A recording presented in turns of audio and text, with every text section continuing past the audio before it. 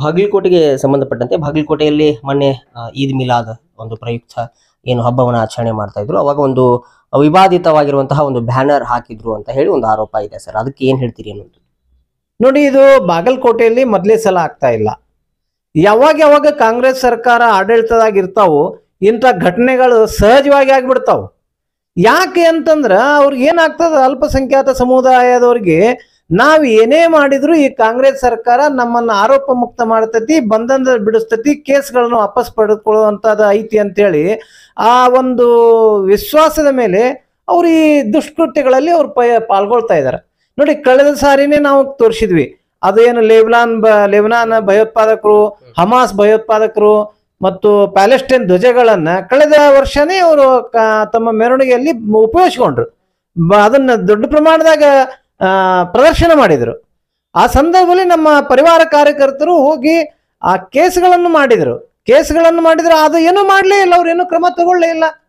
ಮತ್ತೆ ಯಾವ ಮಟ್ಟಕ್ಕೆ ನಮ್ಮ ಪರಿವಾರ ಕಾರ್ಯಕರ್ತರು ಕೊಟ್ರು ಅಂದ್ರ, ಈ ವಿಚಾರವಾಗಿ ಏನು ಧ್ವಜಗಳ ವಿಚಾರದಲ್ಲಿ ಮತ್ತೆ ಇನ್ನೊಂದು ಕೆಟ್ಟದಾಗಿ ಹೇಳ್ಬೇಕು ಅಂತಂದ್ರೆ, ನಮ್ಮ ರಾಷ್ಟ್ರ ಧ್ವಜ ಏನು ತ್ರಿವರ್ಣ ಧ್ವಜದಲ್ಲಿ ಮಧ್ಯದ ಅಶೋಕ ಚಕ್ರವನ್ನು ತೆಗೆದು ಅವರು ತಮ್ಮ ಒಂದು ಧಾರ್ಮಿಕ ಸಂಕೇತವನ್ನು ಬಳಸಿದ್ರು.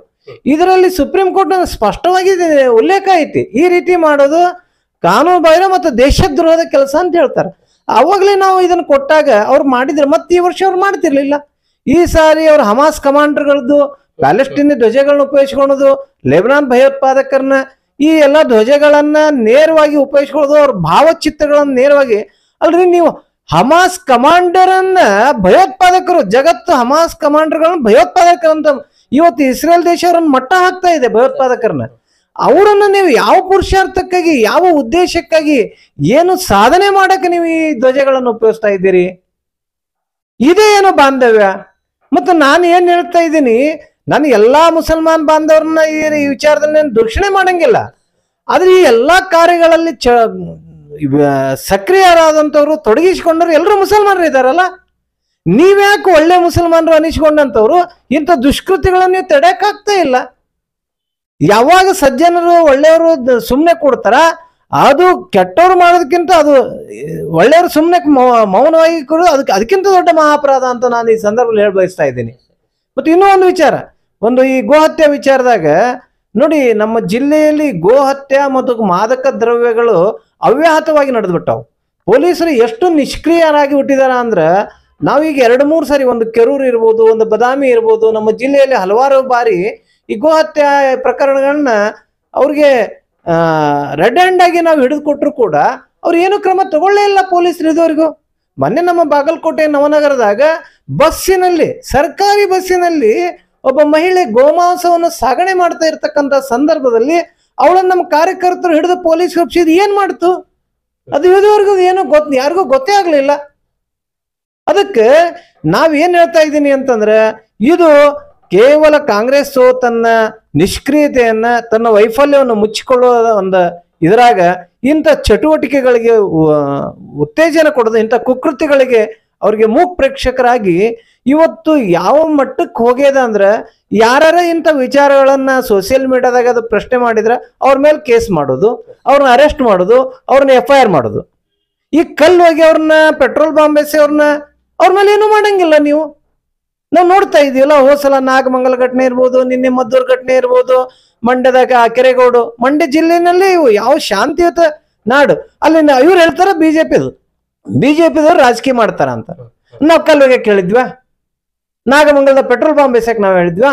ಕೆರೆಗೋಡ್ನಾಗ ಸರ್ಕಾರ ನಿಂತ್ಕೊಂಡು ನಮ್ಮ ರಾಷ್ಟ್ರಧ್ವಜ ತಾಯಿಗೆ ಇಳಿಸ್ತಲ್ರಿ. ಅದು ಸರಿ, ಅವರು ದಮನ ಮಾಡುವಂತಹ ನಿಟ್ಟಿನಲ್ಲಿ ಒಂದಿಷ್ಟು ಕಾರ್ಯಗಳನ್ನ ಮಾಡ್ರಿ, ಅದನ್ನ ಬಿಟ್ಟು ನೀವು ಉತ್ಪ್ರೇಕ್ಷವಾಗುವಂತಹ ಮಾಡಬೇಡಿ ಅನ್ನೋಂಥದ್ದು ಸರಿ. ಅದನ್ನ ನಾವು ಇಂದು ನೋಡಿ, ನಾವು ಒಂದು ಜವಾಬ್ದಾರಿತ ವಿರೋಧ ಪಕ್ಷ.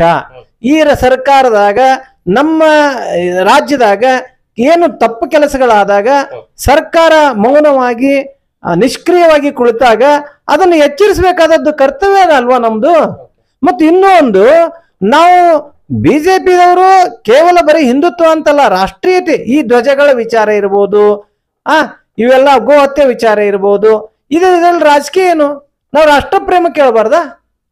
ನೀವು ವಿಧಾನಸೌಧ ಮೆಟ್ಲಿಗೆ ಬಂದು, ವಿಧಾನಸೌಧ ಮೆಟ್ಲೆಲ್ಲ ಒಳಗಡೆ ಬಂದ್ಕೊಂಡು ಪಾಕಿಸ್ತಾನ ಜಿಂದಾಬಾದ್ ಅಂತೀರಲ್ರಿ. ನಿನ್ನೆ ಭದ್ರಾವತಿ ಒಳಗೆ ಈದ್ ಮೆರವಣಿಗೆ ಅಲ್ಲೂ ಕೂಡ ಇದಾಗ್ಯದ. ಆಮೇಲೆ ನಿಮ್ಮ ಮೊನ್ನೆ ತುಮಕೂರಿನಲ್ಲಿ ಆಗ್ಯದ, ಧಾರವಾಡನಲ್ಲಿ ಹುಬ್ಬಳ್ಳಿನಲ್ಲಿ ಆಗಿದೆ, ಇವತ್ತು ಬಾಗಲಕೋಟ್ನಾಗ ಆಗ್ಯದ.